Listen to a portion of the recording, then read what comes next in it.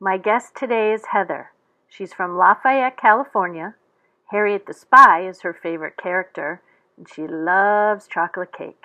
Welcome, Heather. So, you ready? Yes, I think so. Okay. So, first question. How would you define the word acceptance in the context of accepting a person, an idea, or a set of beliefs that is new or different to you?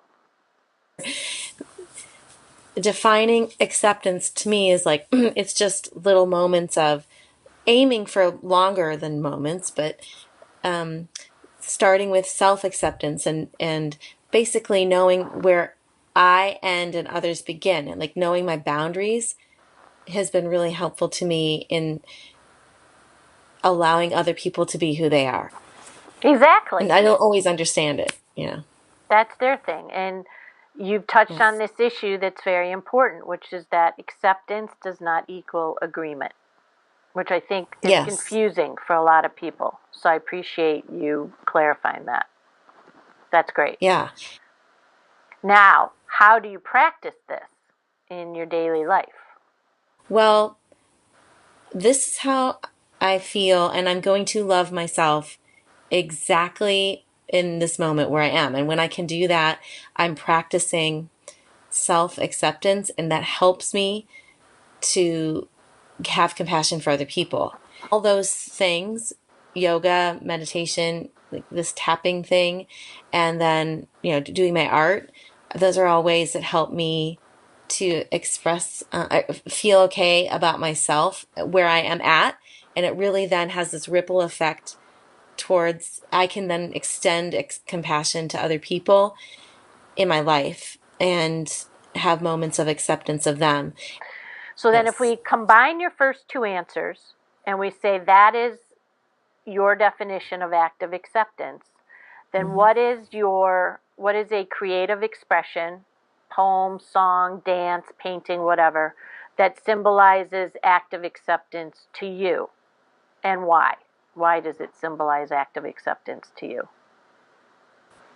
It's a piece of art, and it's by Anna Garson. And I don't know her, but I met her on Instagram, and she writes these wonderful posts about self acceptance, and she's just very creative and unique. And she does artwork, and I bought some of her art on Etsy. And this piece, it's called "I Am Enough." I am enough, and I bought it, and I have it up in my office because it just reminds me that, like, no matter what I am feeling, it's okay. And it could be something shocking or that I find, just, not acceptable. But it's like, no, I am going to accept myself no matter what, just exactly how I am. And it's okay. So I love that.